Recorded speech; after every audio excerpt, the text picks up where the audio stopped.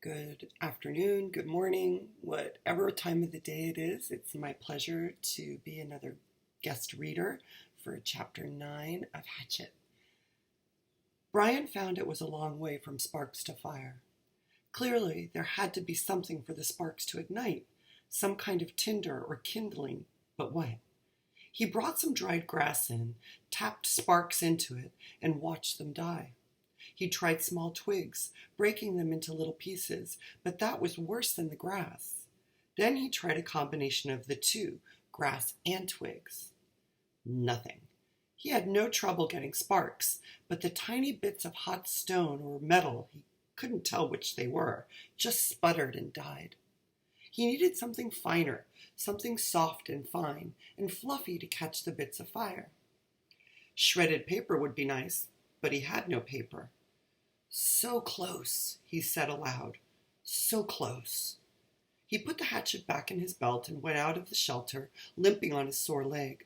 There had to be something. Had to be. Man had made fire.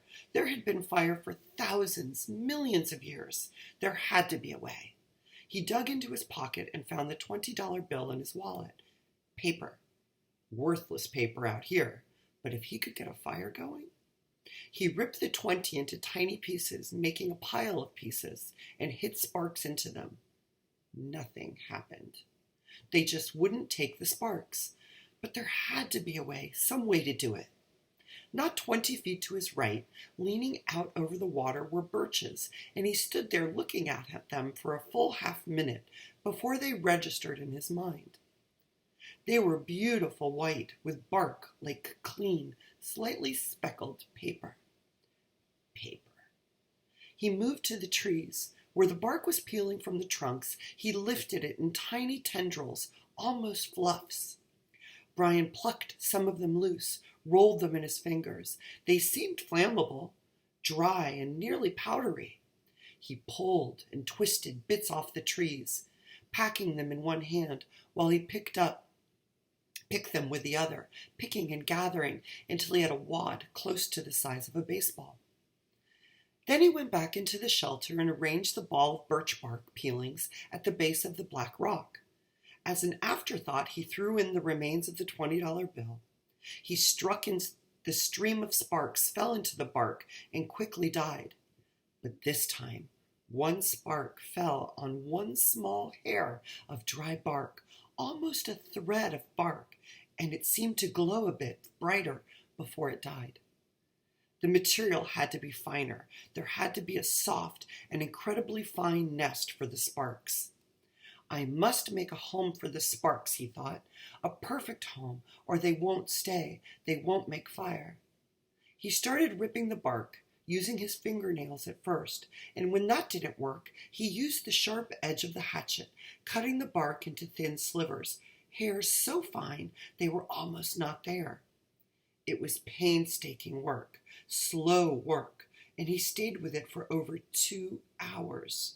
Twice he stopped for a handful of berries, and once to go to the lake for a drink.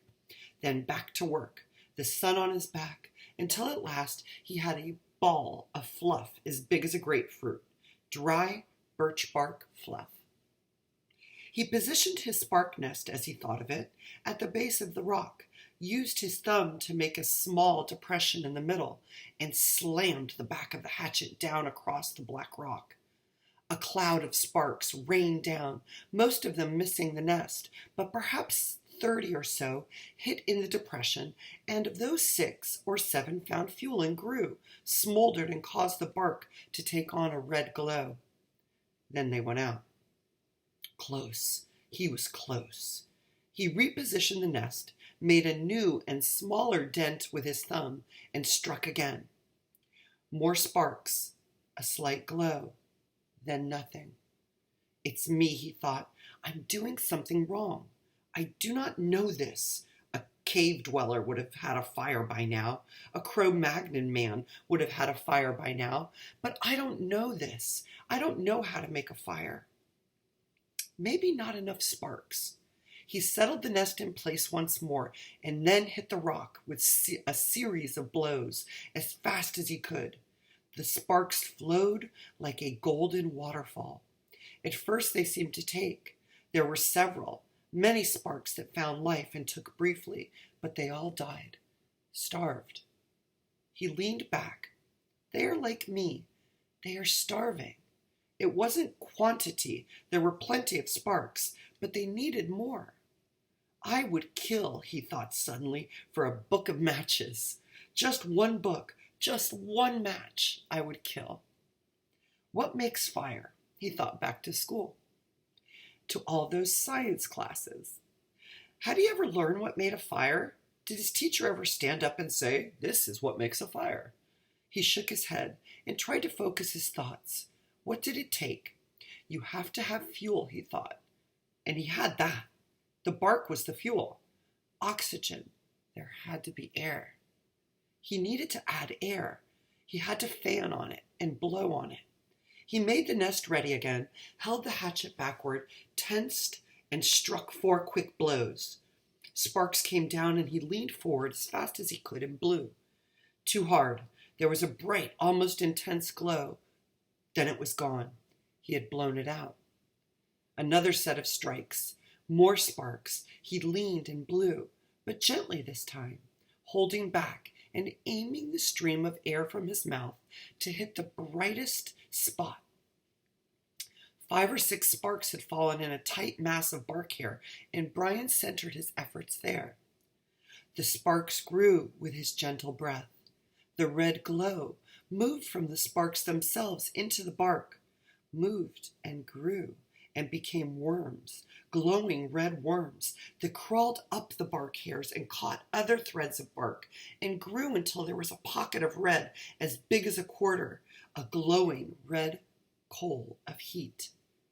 And when he ran out of breath and paused to inhale, the red ball suddenly burst into flame. "Fire!" he yelled. "I've got fire! I've got it! I've got it! I've got it!" But the flames were thick and oily and burning fast, consuming the ball of bark as fast as if it were gasoline. He had to feed those flames, had to keep them going. Working as fast as he could, he carefully placed the dried grass and wood pieces that he had tried at first on top of the bark and was gratified to see them take. But they would go out fast. He needed more and more. He could not let these flames go out. He ran from the shelter to the pines and started breaking off the low, dead, small limbs. These he threw into the shelter, went back for more, threw those in, and squatted to break and feed the hungry flames. When the small wood was going well, he went out and found larger wood, and he did not relax until that was going. Then he leaned back against the wood brace of his door opening and smiled. "I have a friend," he thought. "I have a friend. A hungry friend, but a good one. I have a friend named Fire. Hello, Fire." The curve of the rock back made an almost perfect drawing flue that carried the smoke up through the cracks of the roof, but held in the heat. If he kept the fire small, it would be perfect and would keep anything like a porcupine from coming through the door again. A friend and a guard, he thought. And so much from a little spark. A friend and a guard from a tiny spark. He looked around and wished he had someone to tell this thing, to show this thing that he had done, but there was nobody. Nothing but the trees and the sun and the breeze and the lake. Nobody. And he thought, rolling thoughts, with the smoke curling up over his head and a smile still half on his face, he thought, I wonder what they're doing now.